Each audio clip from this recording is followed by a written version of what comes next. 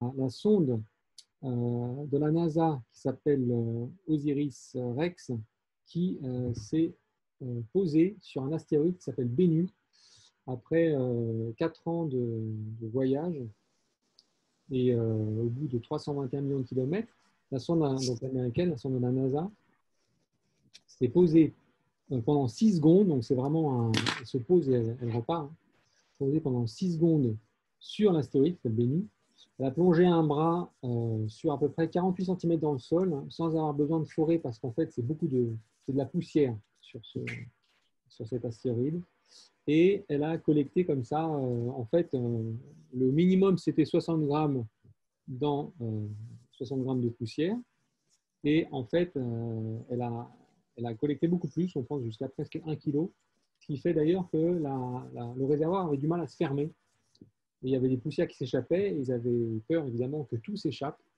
Donc, ils devaient faire une manœuvre où la sonde tournait pour pouvoir peser combien ils en avaient récupéré. En fait, ils ont arrêté cette manœuvre-là. Et ce qu'ils ont fait, c'est juste, ils ont juste fermé, une fois qu'ils ont pu fermer. Donc, on pense qu'il y a beaucoup plus que 60 grammes. Et donc, ces 60 grammes-là, eh bien, ils vont être ramenés en 2023 sur Terre. Donc, pour l'instant, la sonde continue à orbiter autour de l'astéroïde. Et puis ensuite, elle va arriver sur Terre le 24 septembre 2023. C'est très bien, si vous avez vu la vidéo sur Twitter, en effet, il y a une vidéo de la NASA qui montre un peu comment c'est fait la manip. C'est super. La sonde, elle a coûté 800 millions de dollars. Mais on peut faire le calcul, combien ça fait, combien coûte le gramme d'astéroïde. Vous allez voir que c'est assez cher. Et voici donc l'image avec le bras qui s'est... c'est peut-être ça que vous avez vu, Maxence. Là, vous avez le bras qui pénètre à l'intérieur de l'astéroïde, donc qui s'enfonce dans la poussière, en fait, et qui récolte cette poussière-là, et ensuite qui s'échappe. Donc c'est assez rapide, hein, c'est 6 secondes. Donc pendant 6 secondes, il rentre dedans, puis après, il y a des moteurs qui le font s'échapper, et c'est pour ça que vous voyez plein de poussière autour, parce que les moteurs, ça donne... ça éjecte un petit peu de poussière tout autour. Voilà ce que je vous ai montré sur l'astéroïde qui s'est passé depuis la dernière fois.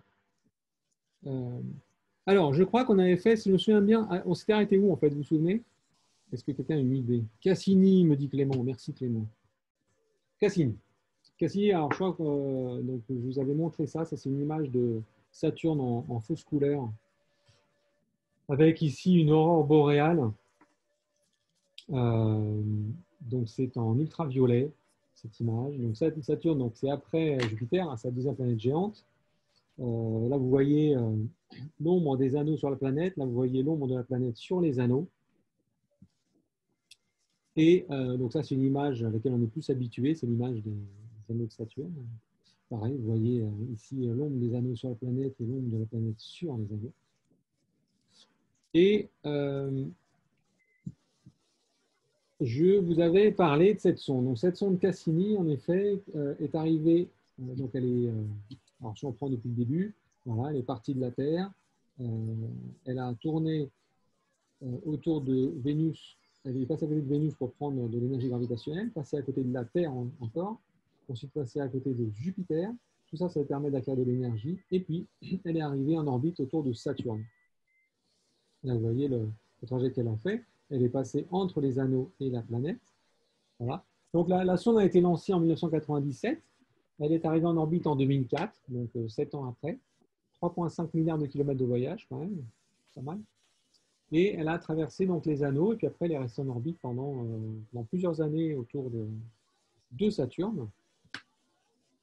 Et voilà, je vous avais montré, je crois, j'avais fini là-dessus la dernière fois, je pense. Ça, c'est donc les dernières orbites de Cassini avant de tomber dans la planète. Et c'est là que la sonde, en fait, s'est détruite. La sonde, elle est rentrée dans la planète Saturne et elle s'est désintégrée dans la planète. En fait, ce qu'on ne voulait pas, c'est que la sonde tombe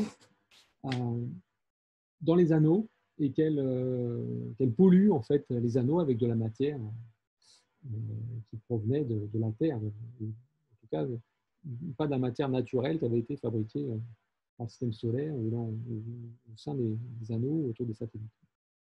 Voilà, donc ça c'est une grande finale parce que c'était une orbite qui peu à peu se rapprochait de Saturne et à la fin la sonde est tombée dans Saturne et donc on a suivi cette tombée dans Saturne avec un signal qui s'est arrêté lorsque la sonde s'est détruite en arrivant au bas des nuages de Saturne, en tout cas en entrant dans les nuages.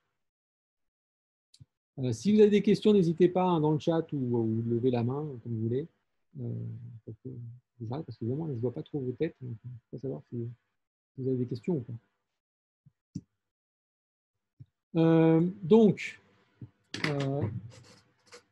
Alors, tout d'abord, juste un petit mot sur Cassini, une petite digression. Ce n'est pas trop dans le cadre de l'exobiologie, mais une petite digression. Cassini a découvert beaucoup de choses sur les anneaux, en particulier, vous voyez ces formes un petit peu étranges, là, comme des ondelettes sur les anneaux, qui sont en fait des interactions gravitationnelles entre les anneaux et les satellites qui sont autour. Vous voyez un petit satellite ici. Et en fait, il y a des satellites qu'on appelle bergers qui tournent ici au sein des anneaux, en fait, au milieu des anneaux, et qui interagissent gravitationnellement avec les anneaux. C'est pour ça que vous avez ces petites ondes qui sont en fait une sorte d'ondes de gravité sur les anneaux. Donc ça fait de très belles images qui sont la plupart, qui sont toutes libres de droit. Monsieur, oui. Juste, la dernière fois, je n'ai pas compris les effets de marée sur Jupiter. En fait, Vous avez parlé d'effets de marée. oui, je pense que j'en avais parlé sur Europe en particulier. En fait, c'est comme les effets de marée entre la Lune et la Terre, où vous avez, en fait, à cause de la masse de la Terre, ça freine la Lune, et la masse de la Lune va aussi créer des bourrelets sur la Terre, qui fait qu'on a ces marées, les marées hautes, les marées basses sur les océans. Et nous, donc, la masse de la Terre freine la Lune. C'est pour ça que la Lune nous montre toujours la même face. Donc, nous, donc, il y a des forces de marée entre la Lune et la Terre qui sont finalement pas très très fortes parce que d'abord, la distance est assez grande et la masse de la Terre n'est pas très importante. Jupiter, c'est 10 fois plus grand en taille que la Terre, c'est-à-dire que en gros, c'est 1000 fois plus massif. 1000 fois plus massif, ça veut dire que les effets de marée sont beaucoup plus forts. Donc, sur les satellites de Jupiter, Jupiter a une grosse influence gravitationnelle, et donc ça fait du chauffage à l'intérieur. En fait, c'est comme s'il y avait de la friction à l'intérieur des satellites. Et cette friction, ça se convertit en chauffage, et c'est ce chauffage qui va permettre de maintenir un océan d'eau liquide sous la surface. C'est de ça que j'avais parlé. Enfin, c'est ça l'idée. Vous avez cet océan d'eau liquide sous la surface et vous avez le cœur en fait d'Europe. Vous avez un océan d'eau qui est vraiment liquide. Et à cette distance-là du Soleil, la température est de moins 150 degrés. Normalement, il ne devrait pas y avoir d'océan liquide. Donc, pour maintenir un océan liquide, il faut vraiment une grosse chaleur. Et cette grosse chaleur, elle est créée par la présence de Jupiter qui chauffe, qui fait ça fait des déformations en fait au sein de la roche d'Europe. Donc, vous avez un océan d'eau liquide ici qui perce par là et il y a des geysers ensuite qui sortent. Ça, c'est parce que Jupiter est vraiment très massif. C'est une planète qui fait, je dis, c'est 10 fois la taille de la Terre, mais c'est du coup 1000 fois plus massif. Ce qui est pareil pour Saturne d'ailleurs. Saturne est aussi une énorme planète, moins massive que Jupiter, mais c'est quand même une grosse planète. Donc, elle a aussi des gros effets de marée qu'on va détailler tout à l'heure sur 2 satellites. Ça va mieux comme ça? Oui, merci. Donc voilà, donc il y a beaucoup d'anneaux en fait. Alors là, vous voyez, on a mis des lettres ABC. En fait, il y en a une multitude. On ne va pas détailler tous les anneaux. Il y a une division que vous voyez ici, quand il y a la division de Cassini. En fait, les sondes Voyager dans les années 90 avaient tenté de passer, enfin fin des années 80, début 90, avaient tenté de passer dans cette division. Puis en fait, c'est une division qui n'en est pas vraiment une parce qu'il y a aussi beaucoup de poussière. Donc, en fait, au dernier moment, ils ont décidé de le faire passer ailleurs, sinon il y aurait eu trop de dégâts là-dessus. Voilà, et alors de quoi sont constitués ces anneaux? Eh bien, en fait, ils sont constitués de beaucoup de glace, d'eau, mais aussi beaucoup de poussière, donc de la matière organique en fait. Alors, évidemment, ce n'est pas un endroit où on va pouvoir créer de la vie, mais par contre, c'est un endroit où on va pouvoir retrouver toutes les molécules, enfin tous les atomes et même des molécules qui entrent en jeu dans la création, dans l'apparition de la vie dans le système solaire, apparition éventuelle. Donc là, vous avez une image qui est en fausse couleur. Vous avez en bleu tout ce qui est la glace d'eau pure, c'est-à-dire quasiment pas de poussière, et en rouge, vous avez toute la glace sale. Donc, vous voyez qu'il y en a beaucoup plus près de Saturne. Là, vous reconnaissez un A, c'est ici, B, c'est là. Donc, il faut prendre par rapport à ce qu'on avait dans l'image précédente. Dans l'image précédente, on avait... c'est ça. A, c'est plus loin de Saturne, et B et C, c'est plus proche de Saturne. Voilà. Et en fait, quand on regarde de plus près, parce que là, on est très loin, alors c'est un système qui est très plat, hein, puisque typiquement, l'épaisseur des anneaux, c'est, on pense, de l'ordre de la centaine de mètres. Mais par contre, ça a une taille qui est de l'ordre du million de kilomètres en diamètre. Donc, c'est très, très fin. Proportionnellement, c'est plus fin qu'un disque vinyle. Donc, c'est vraiment très, très fin. Et quand on imagine, ça c'est une vue d'artiste évidemment parce qu'on n'a pas de photo avec cette résolution, mais on imagine que la poussière que vous avez autour d'une planète ressemble à quelque chose comme ça, avec une multitude de blocs, de poussière de différentes tailles qui peut aller du micron jusqu'à, pourquoi pas, quelques mètres. Une température très faible puisque vous êtes loin de la Terre, donc de l'ordre de moins 200 degrés pour la température autour de Saturne. Alors maintenant, je vais vous parler de deux satellites qui sont intéressants pour notre sujet. C'est Titan et Encelade. Donc, Titan que vous voyez là au premier plan. Et Encelade que vous voyez sur la gauche. Alors, d'abord Encelade, c'est la petite lune là, que je vais montrer ici. C'est celle-là, ça c'est Encelade.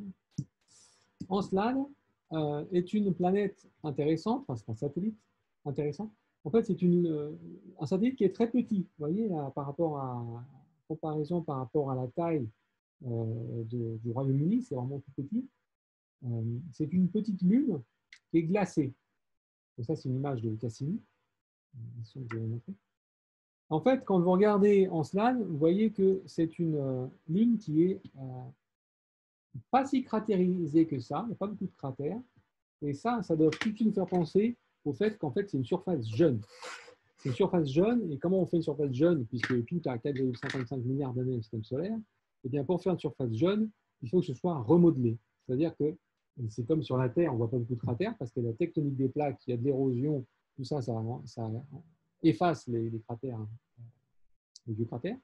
Alors, sur Encelade, il n'y a pas de tectonique des plaques, il n'y a pas d'érosion, mais par contre, il y a du remodelage. Et ce remodelage, en fait, on le voit même là, ce sont toutes ces stries, c'est du remodelage comme si on avait une banquise. Donc, c'est Antarctique qui recouvre complètement cette planète Encelade. Donc là, vous voyez des rides de pression. Vous voyez ce qu'on appelle des fractures sommitales, c'est-à-dire que ça correspond, si vous voulez, à des zones de subduction de tectonique de plaques. Là, vous avez un gros plan ici. Et vous voyez qu'il y a très, très peu de cratères. Oui. Question juste, il n'y a aucun rapport, mais juste, les satellites autour de Saturne, ils sont à moins 200 degrés environ, à la zone A, c'est ça qu'on avait dit? En fait, tout autour de Saturne est à moins 200 degrés parce que vous êtes très loin du Soleil. Donc, si vous n'avez pas de chauffage interne, en fait, vous êtes à moins 200 degrés. Du coup, c'est-à-dire que si on est dans l'espace, il n'y a aucun soleil à côté de nous et tout, l'espace, il y a la température, elle est gelée. Enfin, il fait froid là-bas. Si vous êtes dans l'espace loin de tout, vous êtes même à moins 270 degrés. Mais pourquoi? Comme il n'y a rien qui alimente et rien qui refroidit. Justement, vous êtes très proche du zéro absolu. Okay. Le zéro absolu, il est à moins 273. En fait, l'univers, il est à 3 degrés, donc vous êtes à moins 270 degrés. Tout simplement. Okay. Par contre, si vous avez un corps qui vous chauffe à côté, que ce soit même sur une planète, hein, même son atmosphère, elle peut quand même apporter un peu de chaleur, à ce moment-là, ça va monter un petit peu. Mais sur la surface, dans ce stade, c'est ce qu'on voit ici, hein, c'est que de la banquise, c'est que de la glace. C'est-à-dire forcément, c'est froid, sinon il n'y aurait pas de glace. Et là, on est typiquement à moins 200 degrés. D'accord, merci beaucoup. Mais donc, si c'est qui dit banquise, dit quand même eau en dessous. C'est-à-dire qu'il y a quelque chose en dessous qui permet de maintenir cette glace gelée. Et en plus, vous voyez qu'il y a des fractures, il y a des crevasses, et il y a du remodelage, vu qu'on ne voit pas beaucoup de cratères. C'est-à-dire qu'il y a quelque chose en dessous qui bouge. Et en fait, on se retrouve dans la même situation que Europe, hein, on va le voir. Donc là, vous avez des images prises par Cassini dans SLAD. Vous voyez à différentes vues dans SLAD. Donc là, à 90 degrés ouest, 0 degré, ça c'est ce qui regarde Saturne, à 90 degrés est, le pôle nord et le pôle sud. Et donc là, donc Cassini, c'est des instruments qui sont VIMS et ISS. Ce sont des instruments qui regardent en infrarouge. Clément, je vais vous répondre dans pas longtemps là, sur les rites de pression. Je suis en train d'y arriver. Donc là, ce que vous avez en fait, ce que vous voyez en infrarouge, la glace. Et en fait, plus c'est bleu, plus c'est froid. Plus c'est rouge, plus c'est chaud. Et qu'est-ce que vous voyez ici? Vous voyez qu'il fait froid à peu près partout, sauf dans le pôle sud. Là. Et le pôle sud, vous voyez qu'il y a plus de chaleur. Alors, pourquoi il y a plus de chaleur? Eh bien, probablement parce que la glace à cet endroit-là est moins épaisse et qu'on voit en fait qu'il y a la chaleur qu'il y a derrière. Alors, qu'est-ce qu'il y a en dessous de cette glace-là? Ça va répondre à la question de Clément. Alors là, on a un autre élément qui permet d'arriver vers la réponse. On a une activité au pôle sud qui est vue par diffusion. C'est-à-dire que vous avez la lumière solaire là, qui est de l'autre côté. Là, en fait, elle est derrière en SLAD et ça éclaire des jets de gaz, un peu comme des geysers. Qu'est-ce que c'est que ces geysers? Là, vous avez une autre image là, dans SLAD avec les geysers qui sortent. Là, vous voyez vraiment que c'est éclairé par derrière. Eh bien, pour répondre à cette question, Cassini a survolé à 50 km de distance l'un de ces geysers-là, qui mesure dans la taille, c'est à peu près l'ordre de la centaine de kilomètres. Je vous rappelle, le satellite, il est assez petit, c'est typiquement l'ordre du millier de kilomètres le diamètre. Et en fait, qu'est-ce qu'il a mesuré? Il a mesuré qu'il y avait des microparticules de glace d'eau, donc c'est de la vapeur d'eau, mais aussi du sel et des composés organiques, méthane, etc. Qui dit eau et sel dit eau salée. Et l'eau salée, c'est exactement ce qu'on a dans les océans sur Terre. Ça, c'est une image en fausse couleur. Là, vous avez la trajectoire de Cassini qui passe, qui passe dans le panache, enfin pas au cœur du panache, mais sur les côtés du panache. Et vous voyez ici la composition, donc méthane, vapeur d'eau, molécules organiques, dioxyde de carbone, molécules organiques complexes et dioxyde de carbone.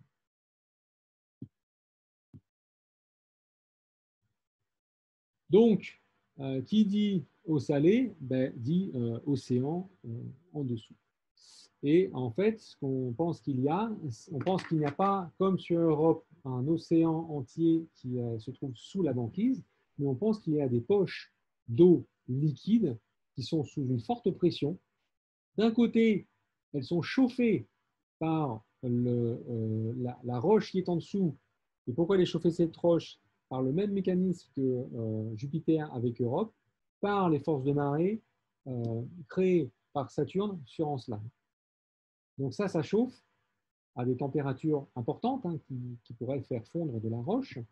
Et donc ça maintient une couche d'eau à une température importante, qui est au-dessus de 0 degré puisqu'elle est liquide. Et elle est tellement pressurisée que parfois elle pousse dans des petits trous, dans des petites fractures de cette banquise. Et après, ça sort comme ça. Et c'est ça qu'on voit dans les geysers. Donc là, vous avez une vue d'artiste à gauche, puis un petit modèle à droite. Alors, ça, c'est intéressant parce que ces réservoirs d'eau liquide, ils sont donc chauffés sont forcément chauffés par un magma rocheux. Donc c'est très similaire aux évents hydrothermaux dont on a parlé sur Terre. Et vous vous souvenez, on a vu qu'il y avait des bactéries qui vivaient à côté de ces évents hydrothermaux sur Terre.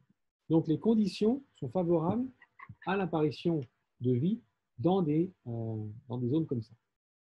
Exactement comme sur Europe. Sauf que là, je vous dis, au lieu d'avoir un océan global liquide, vous avez des poches liquides.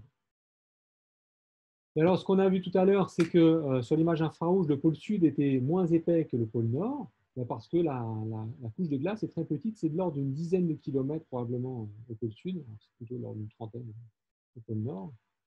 Et donc, vous voyez, le modèle, vous avez de l'eau salée avec une couche ici gazeuse, et parfois, ça sort comme ça, et ça sort dans l'espace. Donc ça, c'est intéressant parce que ça veut dire qu'il y a de l'eau liquide dessous. Et c'est aussi cette eau liquide qui va permettre en fait à la banquise qui se trouve au-dessus de bouger, aux couches de glace de bouger. Et c'est pour ça qu'on a ces rides de pression. C'est la question de Clément. Hein. Les rides de pression sont dues aux réservoirs d'eau sur lesquels se trouve la couche de glace. Et les couches de glace vont bouger et de temps en temps, il va y avoir une fissure et un gros geyser d'eau qui va partir. Et ça va créer ces fractures qu'on voit sur la surface dans SLAD. Et c'est pour ça que c'est constamment remodelé et c'est pour ça qu'il y a très peu de cratères. Voilà, donc sur Encelade, on a trouvé de l'eau, on a trouvé des molécules organiques, il y a de l'énergie interne avec les forces de marée de Jupiter, et on a de la chimie en équilibre, c'est-à-dire des molécules organiques. Donc c'est exactement ce qu'on a sur les évents hydrothermaux terrestres. Donc il y a un scientifique qui a dit cette phrase que j'aime bien. Les microbes n'ont pas encore été vus, mais leur nourriture, oui. Et là, vous avez un petit diagramme qui vous montre le nombre de particules, qui est en fait la densité, le nombre de particules avec le temps depuis l'approche en secondes de Cassini. Et vous avez ici donc 100 millions de particules, puis après ça descend. Donc il y a vraiment une grosse différence entre lorsque Cassini est bien en dehors du geyser et quand Cassini entre dans le désert. Il y a vraiment beaucoup de poussière. En fait. Et voilà, et ensuite vous avez la composition que j'ai mis là, surtout de l'eau en fait, un petit peu de CO2, un petit peu de méthane, de NH3 et d'hydrogène. Donc c'est vraiment la composition qu'on a dans l'océan, dans les océans terrestres. On a de l'eau, on a du dioxyde de carbone, on a du méthane. Et puis on va avoir du sel, bien sûr. Voilà, donc ça, on a encore une fois l'exemple d'un satellite ici qui a sous sa surface une couche d'eau glacée. Donc, de nouvelles explorations sont prévues sur Encelade vu les conditions favorables. Pour l'instant, non. Ce qu'on envisage plutôt, c'est d'explorer Europe parce que c'est plus près. Ça vient de Jupiter. Saturne, c'est beaucoup plus loin. C'est 1,5 milliard de kilomètres. Donc, pour l'instant, les explorations sont plutôt prévues sur Europe, à côté de Jupiter, que sur Encelade, à côté de Saturne. Par contre, il y a un autre satellite qui est intéressant et qui, lui, va être exploré. C'est Titan, satellite de Saturne. C'est en fait le plus gros satellite du système solaire. Là, on est passé d'un tout petit avec Encelade, maintenant on passe à un gros qui fait 5150 km de diamètre, donc plus gros que la Lune. C'est le seul satellite avec une atmosphère. Donc là, vous avez l'image depuis la Terre, et en fait, vous voyez la surface de Titan. En fait, ce que vous voyez, c'est l'atmosphère qui recouvre la planète Titan. Le seul satellite avec une atmosphère, c'est lié au fait que c'est un gros satellite. Donc, il peut retenir l'atmosphère. Et en plus, l'atmosphère est assez épaisse. On a vu sur Mars, Mars a peu à peu perdu son atmosphère. Titan, lui, ne risque pas de perdre son atmosphère pour deux raisons. D'une part, parce qu'elle est épaisse, mais d'autre part, parce que Titan est très loin du Soleil, donc le vent solaire est très faible. Donc, il ne perdra pas facilement son atmosphère. On voit là sur les images, il y a très peu de cratères, aucun cratère en fait, très peu de relief. On a rapidement détecté qu'il y avait beaucoup de méthane sur Titan. Donc, même imaginez des océans de méthane avec une température de l'ordre de moins 180 degrés. Encore une fois, on est loin du Soleil. la planète tourne en 16 jours sur elle-même et tourne en même temps que Saturne en 30 ans autour du Soleil. Donc les saisons sont beaucoup plus longues, hein, de l'ordre de 7 ans à peu près, et une inclinaison des pôles qui est très similaire à celle de la Terre de 27 degrés. Donc là, vous avez l'image de Titan vue depuis la Terre, l'image de Titan vue depuis Voyager, où vous commencez par Voyager, c'est une sonde qui a été lancée avant Cassini.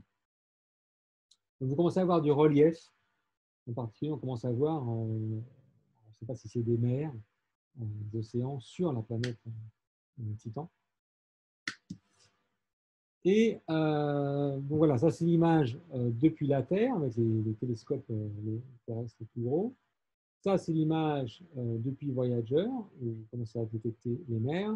Et ça, c'est l'image depuis Cassini. Là, vous voyez qu'on voit beaucoup mieux le paysage. Vous voyez ici sur les pôles des cirrus, c'est-à-dire des nuages très froids, probablement des nuages de méthane. Et ensuite, on voit ici quelques nuages. Et là, on voit le relief. Ça, c'est le relief de Titan. On voit un continent, en fait. Puis on voit une mer ici. Et on voit des îles ici, sur Titan.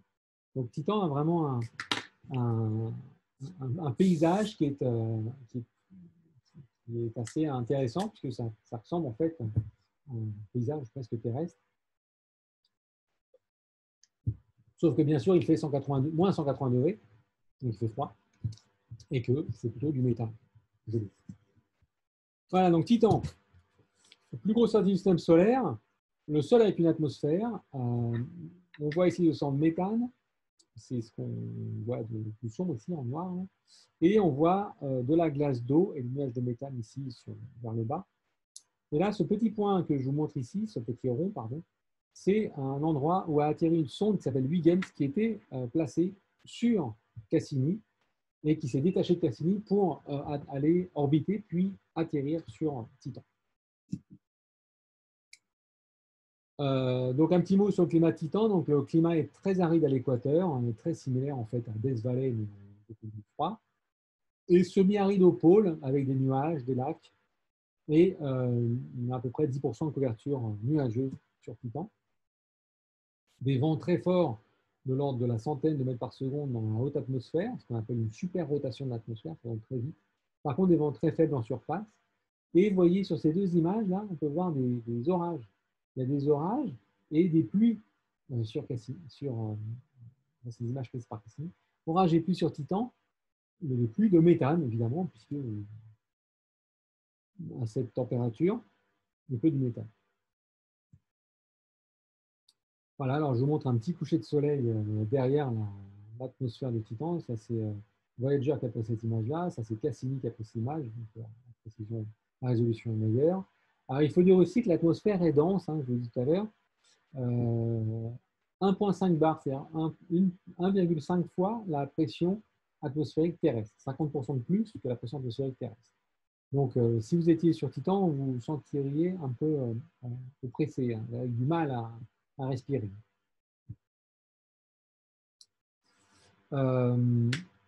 Voilà, et donc ça c'est l'atmosphère. Je vous avais déjà montré cette image en infrarouge avec des nuages de méthane gelés ici. En sombre ici, on a des hydrocarbures qui sont lourds, c'est des mers de méthane liquide. En clair, on a de la glace d'eau. On voit des lacs qui sont vers les pôles, et ça, c'est la zone d'atterrissage d'une sonde qui s'appelle Huygens, que je vais vous montrer tout à l'heure. Bon, ça, c'est une image reconstruite de la surface de Titan. Vous voyez plus précisément les différentes zones de Titan. Alors, allons tout de suite voir ce qui s'est passé avec cette sonde Huygens. Alors, vous avez un petit son là qui, en fait, ça c'est. Donc, vous voyez, là, alors là, il y a une vue d'artiste. Vous voyez Saturne ici. Ça, c'est Cassini qui est très gros. Cassini, c'est la taille c'est plusieurs mètres. Hein. Et là, vous avez Huygens. Donc, Huygens a été largué dans l'atmosphère de Titan le 25 décembre 2004.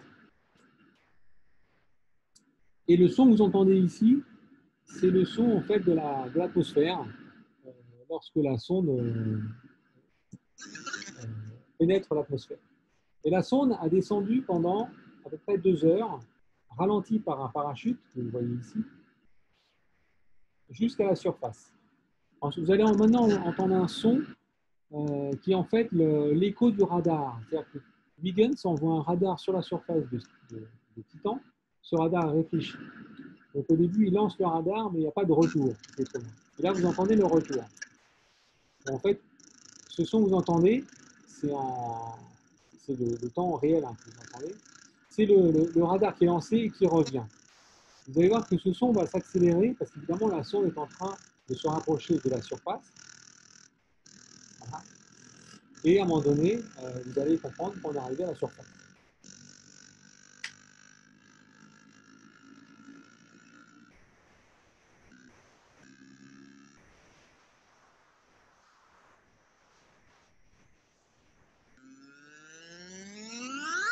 Voilà, la sonde est arrivée.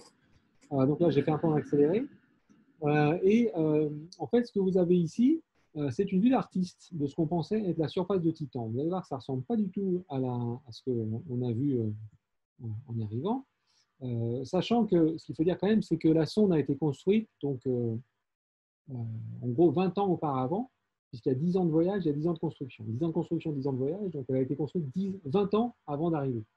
Et on ne savait pas où on allait atterrir. Donc il fallait construire une sonde qui allait atterrir à un endroit, je ne sais pas comment mettre le son, mais atterrir à un endroit dont on ne connaissait pas la nature, c'est-à-dire soit liquide, soit solide, soit de la poussière, enfin bon, on ne savait pas du tout.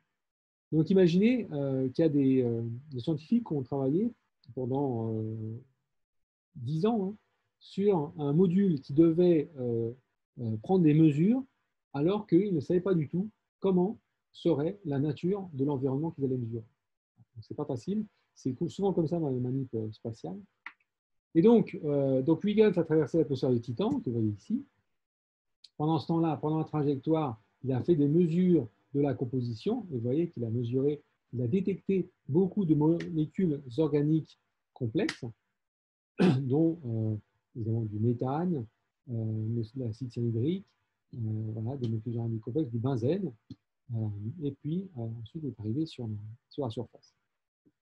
Pendant qu'il descendait à l'atmosphère, il a aussi donc, pris des images radar et confirmé que Titan avait peu de cratères, avec un dénivelé maximum de quelques kilomètres, avec la présence de lacs de méthane liquide. Je vous répète, on est à moins 180 degrés. Et on peut imaginer là ce qu'on voit, le bleu clair par rapport au bleu foncé. Le bleu foncé, c'est des mers. Et le bleu clair, on peut imaginer que c'est la plage, en fait. C'est des plages où il y a des vagues de méthane qui vont déferler sur la côte rocheuse. La côte rocheuse étant, elle, probablement recouverte d'une couche de glace d'eau, avec peut-être présence d'écoulement. Donc là, cette image-là, juste pour vous donner un ordre de grandeur, elle fait 75 km de largeur. Voilà donc d'autres images de la surface vue avec le radar. Là, vous avez un grand lac, ici, avec une île. Vous voyez, l'île, elle fait à peu près 150 sur 90 km, 150 km par 90. Et donc, vous pouvez imaginer que là, vous êtes ici, vous vous mettez en maillot de bain, vous plongez ici, vous nagez jusque-là, et vous arrivez là. Enfin, sauf qu'il faut accepter de se baigner dans une mer de méthane à moins 180 degrés. Mais sinon, la géographie est très belle.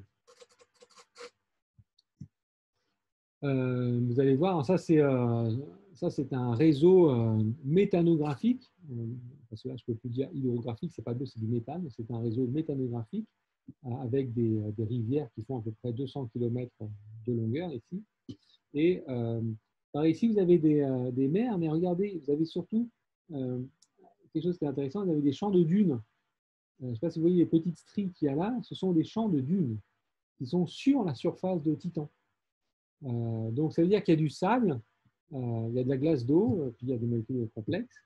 Donc, il y a beaucoup de choses qui ressemblent à ce qu'on a sur Terre, que ce soit dans les déserts avec les dunes, ou même sur les plages de sable, hein, du Pilat par exemple. Et là où, quand on a des rivières sur Terre, ou quand on a des lacs. Et là, je vais vous montrer une image qui va encore plus, qui devrait vous convaincre.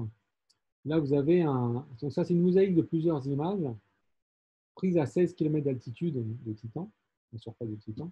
Et vous voyez donc des mers, voilà, c'est les petits bras que vous voyez là. Vous voyez aussi, alors pardon, les mers, c'est là, les rivières, c'est là, c'est les graphes que vous voyez. Vous voyez la côte ici, vous voyez les estuaires, là vous voyez un estuaire ici, vous avez des deltas, vous avez des îles, et vous avez des affluents, des confluents, enfin vous avez tout ce qui fait un vrai réseau méthanographique. Et l'atterrissage de Huygens s'est situé par ici. Donc c'est ça, c'est cette image-là qu'on va voir. Donc il y a eu plein d'images qui ont été acquises pendant la descente. Toutes ces images sont de même libres de droit. Si vous voulez en regarder plus en détail, il n'y a aucun souci. Et là, c'est une vue aérienne de Titan autour du site d'atterrissage. Vous voyez comme un peu comme des montagnes, des collines en tout cas sur la surface de Titan. Et là, vous avez une zone plus précise avec une petite falaise qui est ici, qui a l'air érodée. Donc érodée par quoi? Par des pluies de méthane, hein, pas par des pluies d'eau. Et là, vous avez la reconstruction de ce bassin. Donc ça, c'est une sorte de bassin, un peu comme vous pourrez en voir sur Terre. Dans les montagnes, vous avez un bassin qui est un bassin d'eau qui est retenu par des montagnes de part et d'autre.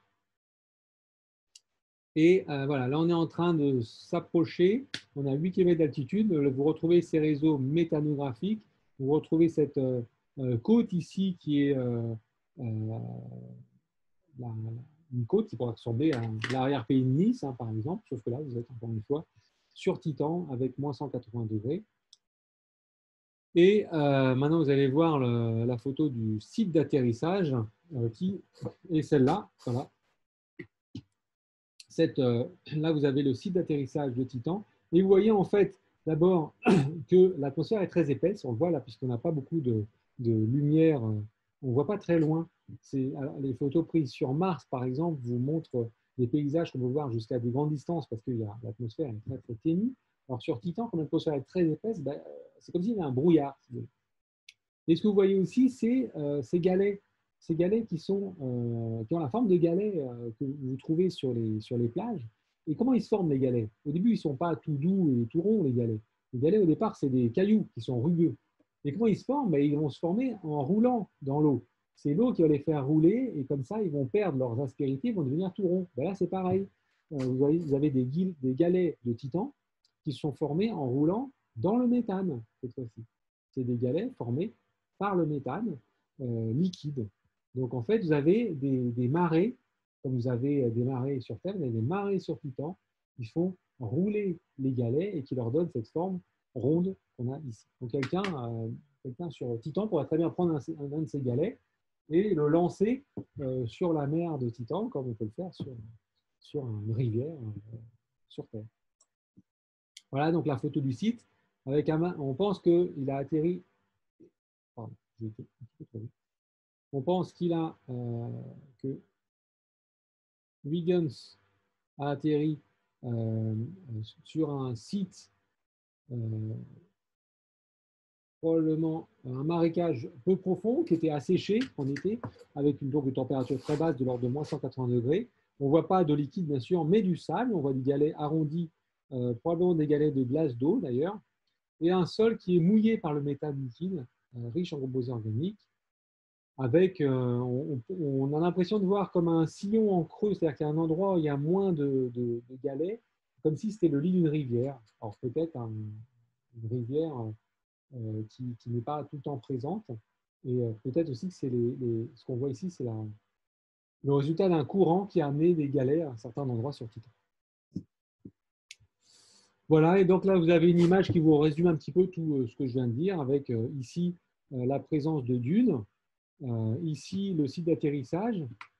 Là, des réseaux fluviatiles que j'appelle moi méthanographiques, titanographiques, pardon, sur Titan. Là, vous avez un cratère. Vous voyez qu'il n'y en a pas beaucoup. On ne voit pas beaucoup de cratères parce que la surface est remodelée aussi en permanence parce qu'il y a de l'érosion, en fait. De nouveau, des réseaux fluviatiles et de nouveau, ici, des dunes que vous voyez. Donc, on a même une météo sur Titan qu'on peut travailler sur la météo de Titan, voir quand est-ce qu'il y a des orages, quand est-ce qu'il y a des pluies, etc. Et donc, ça permet de mieux comprendre tout le cycle de méthane sur le satellite Titan. Alors, ça, c'est l'analyse spectroscopique de l'atmosphère entre 140 et 0 km lorsque Huygens traverse toute l'atmosphère dans sa chute. Alors, vous voyez, composé à 90-95% d'azote, c'est là, du méthane, du dihydrogène, du CO2, avec des rapports isotopiques qui montrent qu'il y a un dégagement permanent de méthane, donc dû à une activité géophysique, et d'épais brouillards d'aérosols organiques et d'hydrocarbures, peut-être qui pourrait être la signature d'une chimie prébiotique. En tout cas, on n'a pas de traces de vie pour l'instant sur Titan. Et puis, de toute façon, il faudrait résister à moins 180 degrés à la surface, ce qui est quand même pas facile. Je vais vous montrer, j'ai vu la question de Cameron, là, vous allez voir, on va un petit peu, je vais vous montrer ce qu'il y a sous Titan maintenant. Alors, on n'a pas été sous Titan, mais on a des modèles qui permettent de savoir à peu près ce qu'il peut y avoir sous Titan. Donc là, on a l'atmosphère qu'on vient de traverser avec Huygens, avec des nuages de pluie de méthane. Ensuite, on a cette couche ici de glace sale. Ça, c'est de la poussière, des molécules organiques. On a aussi des volcans sur Titan, on a des montagnes, des dénivelés de quelques dizaines de kilomètres. Et en dessous, on pense qu'il y a un océan d'eau liquide avec de l'ammoniac, du méthane, sur une profondeur de 200 km. Donc là, profondeur de 50 à 100 km, profondeur de 200 km. Ici, une couche de glace, on pense une profondeur aussi de 300 km, et après, un noyau ferro-rocheux. Alors, on n'est pas tellement sûr des profondeurs. Ça, c'est vraiment des ordres de grandeur qu'il faut prendre en compte. En gros, là, on a 2000 km de rayon du noyau ferro-rocheux, et après, à peu près 600 km jusqu'à la surface. Mais donc, ça veut dire que, de nouveau, on a un océan d'eau liquide. Alors, vous voyez, j'ai dessiné un poisson. En fait, on n'a pas détecté de poisson encore, parce qu'on n'a pas encore été voir ce qu'il y avait dans l'océan d'eau liquide. Mais en tout cas, on a un océan d'eau liquide sous la surface de Titan. Alors, on a aussi des tempêtes de poussière sur Titan. Je voulais vous montrer ces images, c'est assez joli. On peut voir en effet un peu comme des ouragans, de poussière. On voit ici, encore là. On en voit plein comme ça. Ce qui montre que donc Titan, c'est en plus une atmosphère là, qui est assez épaisse. Donc, quand il y a des tempêtes de poussière, probablement que ça se ressent, plus que sur Mars en particulier. Et là, vous avez une vue d'artiste. Il faut toujours faire attention aux vues d'artiste. Mais là, vous avez une vue d'artiste de ce que pourrait être une tempête de poussière sur Titan. Sachant que, en fait, la vue d'artiste, je peux déjà vous dire qu'elle est fausse, puisqu'en fait, quand on est sur Titan, on ne voit pas Saturne. En fait, l'atmosphère est tellement épaisse sur Titan qu'on ne voit pas Saturne, on voit à peine le Soleil. Le Soleil doit apparaître à peu près comme la Lune quand il y a des nuages. C'est vraiment très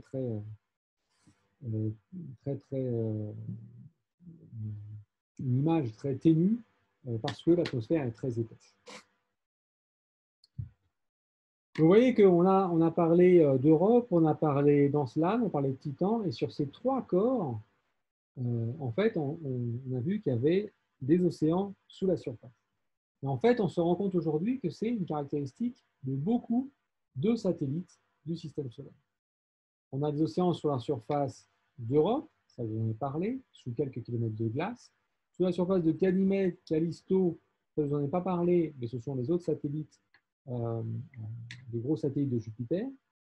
Aussi sur la surface de Titan et d'Encelade, avec cette fois-ci sous une banquise d'à peu près 100 km pour Titan et une dizaine de kilomètres, entre 10 et 30 km pour Encelade. Alors, en fait, ce que je ne vous ai pas beaucoup dit, c'est que donc on trouve ces océans d'eau liquide sous beaucoup de surfaces de satellites. Ben, ces océans d'eau liquide, on va les trouver aussi sous la Terre. Et ça qui est intéressant, c'est qu'on peut étudier sous la Terre comment ils se sont formés, comment ils évoluent, et même quelle faune il peut y avoir, quelle flore il peut y avoir. Mais en particulier, il y a un équivalent donc, sur Terre qui est un lac glaciaire qui s'appelle le lac Vostok, en Antarctique, qui est âgé de à peu près, on pense, 1,5 million d'années. Et alors, ce qui est intéressant, c'est que la faune qui se trouve dans ce lac glaciaire est une faune qui est sans contact avec l'atmosphère depuis probablement une centaine de milliers d'années. C'est-à-dire qu'elle a évolué différemment de la faune qui se trouve sur Terre. Donc, c'est sur la même planète, mais c'est un endroit qui a été préservé d'une évolution, enfin, qui a une évolution parallèle depuis 100 000 ans. Alors, 100 000 ans, ce n'est pas beaucoup par rapport à l'échelle de l'évolution des espèces sur Terre, 3,5 milliards d'années au moins. Alors, imaginez ce qui peut se passer à un endroit comme sur Europe ou sur Encelade ou sur Titan, où là, vous avez un océan d'eau liquide sous la surface avec de la chaleur en sous-sol, au niveau de la roche, au niveau du fond des océans, des molécules organiques, peut-être de la vie qui se crée, et là, vous avez une vie complètement différente qui va se créer de ce qu'on a sur la Terre. Donc, c'est vraiment des objectifs prioritaires d'exploration. Et évidemment, pour l'instant, c'est très difficile de forer sur des distances de plusieurs kilomètres, sous une banquise comme ça. Je vous rappelle, on avait parlé de Mars, je vous ai dit que ExoMars, la sonde européenne, elle forera sur à peu près 2 mètres le sous-sol martien pour voir ce qu'il y a, voir s'il y a des bactéries, s'il y a de la vie sous la surface de Mars. Donc là, on parle de 2 mètres. Et ici, il faudrait parler de au moins une dizaine de kilomètres de forage. Donc, ce n'est pas quelque chose qu'on peut faire facilement tout de suite. Mais en tout cas, c'est un objectif d'exploration très intéressant. Alors, Clément, quels sont les organismes présents dans le lac glaciaire Vostok? Eh bien, c'est une excellente question. Et c'est une question à laquelle les scientifiques sont en train de répondre actuellement parce que justement, le lac Vostok a été foré dans des conditions qui sont difficiles parce qu'il faut forer sans polluer le lac. C'est-à-dire qu'il faut que les foreuses elles-mêmes soient stérilisées pour que quand elles arrivent dans le lac, elles ne vont pas amener avec elles des bactéries, des microbes, et du coup, ça efface 100 000 ans d'évolution parallèle. Donc les Russes ont été les premiers à arriver jusqu'au lac. Il y a plusieurs équipes internationales qui travaillent là-dessus. Et pour l'instant, les résultats n'ont pas été publiés. Donc, je ne sais pas ce qu'il y a, je ne sais pas s'ils savent ce qu'il y a. Mais en tout cas, c'est vraiment des endroits très intéressants à étudier. Donc, c'est une affaire à suivre pour répondre à vos questions. Voilà, donc ensuite, les autres planètes du système solaire, les autres planètes géantes. Alors, j'en parlerai très, très brièvement, puisque Uranus et Neptune n'ont pas de satellites qui sont, je pense, intéressants au niveau isobiologie. Donc, voilà, il y a juste, là, j'ai mis qu'il y avait des vents. Je me suis amusé à recenser les vitesses de vent sur ces planètes. Et Neptune détient le record avec 1140 km/h. Leur atmosphère, comme pour Jupiter et Saturne, est très similaire à celle du Soleil. Là, je veux dire, la composition de l'atmosphère est très similaire à celle du Soleil. Et le cœur de ces planètes, c'est un noyau de fer, probablement avec des silicates, avec des glaces. Et la taille est probablement de l'ordre d'une à 1,5 fois la Terre, peut-être un peu plus. Mais en tout cas, ce ne sont pas des planètes qui sont intéressantes pour nous si on recherche de la vie, parce que ce n'est pas là qu'elle va se créer. Vous avez bien compris, ce n'était pas sur Jupiter, sur Saturne non plus, c'était plutôt sur les satellites de Jupiter ou de Saturne que ça devenait intéressant. Alors, je vais vous montrer maintenant la dernière ex-planète, c'est-à-dire Pluton, qui est maintenant une planète naine. En 2005 a été envoyée une sonde, donc à ce moment-là, Pluton était encore une planète. En 2005 a été envoyée une sonde qui s'appelle New Horizon, qui a survolé le 14 juillet 2015 la planète à seulement 12 500 km de distance, alors que donc, Pluton se trouvait à une distance de 4,7 milliards de kilomètres. Donc quand la sonde arrive là-bas, évidemment, Pluton n'est plus une planète naine, mais la sonde, elle ne le sait pas. Et alors, survoler la planète à 12 500 km de distance alors que Pluton est à 4,7 milliards de kilomètres, ça correspond à survoler à 17 mètres par rapport à la taille de la Terre. Donc c'est vraiment très très proche en fait. C'est un survol qu'il faut bien viser. Et d'ailleurs, New Horizons détient le record de vitesse de sonde dans le système solaire. Alors, vous voyez la vitesse là avec en bas à gauche là, la vitesse relative est de l'ordre de 30 000 miles par heure, donc ça veut dire l'ordre de 50 000 km/h. Et donc là, vous voyez, là c'est une vue d'artiste évidemment, vous voyez la sonde qui arrive et qui passe proche de Pluton. Et en fait, elle passe tellement vite qu'elle prend une photo, elle prend des images de Pluton, et puis après, elle s'en éloigne, mais en tout cas, elle ne va pas se mettre en orbite. C'est impossible de freiner. On passe tellement vite là que c'est impossible de freiner autour de cette planète. Donc, elle va juste prendre quelques images de Pluton. Et en fait, Pluton, on pensait que ça allait être un corps juste froid et inintéressant aux confins du système solaire. Mais en fait, Pluton, il s'avère que c'est un corps extrêmement intéressant avec un glacier formé principalement d'azote. Donc très très froid, hein, ce corps-là. Et vous voyez là, donc, voilà, Pluton vu par New Horizons, c'est une zone qu'on appelle Sputnik Planum. Donc ça, c'est une image prise en 2015. Et donc, voilà, vous voyez ce glacier-là, on ne s'attendait pas en fait à avoir un corps avec autant de richesse dans la géographie. Et ça, c'est toujours la surprise quand on regarde des planètes comme ça, lointaines du système solaire. Et donc là, vous avez ce qui est assez intéressant, c'est voilà, ça c'est vous voyez la comparaison entre ce qui se passe sur Terre et sur Pluton. Sur Terre, vous avez de l'eau qui va se refroidir quand ça monte. Et bizarrement, sur Pluton, c'est le contraire. L'atmosphère est plutôt chaude. Enfin, chaude, c'est relatif. Et là, c'est du méthane. Donc, en fait, l'atmosphère va se refroidir lorsqu'elle va se rapprocher de la surface. Et alors, du coup, vous avez ici les deux images. Là, vous avez les montagnes sur Terre, vous connaissez bien, avec la glace d'eau qui se trouve sur le sommet des montagnes. Et à l'inverse, ici, vous avez de la glace de méthane qui va se trouver sur le sommet des montagnes, sur Pluton, mais qui va se former parce que c'est plus chaud. Parce que c'est plus chaud sur l'atmosphère et que c'est plus froid quand vous descendez. Voilà, ça c'était donc Pluton. Et là, j'en arrive aux astéroïdes qui sont dans la ceinture de Kuiper.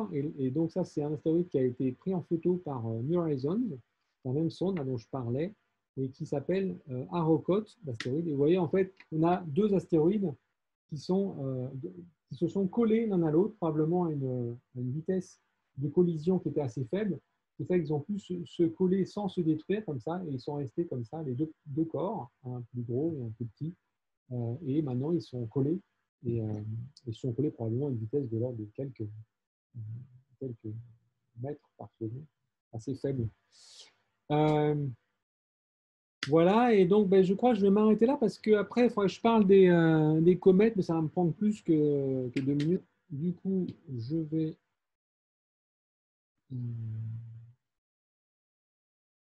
arrêter le partage de mon écran. Est-ce que vous avez des questions sur ce qu'on a dit là?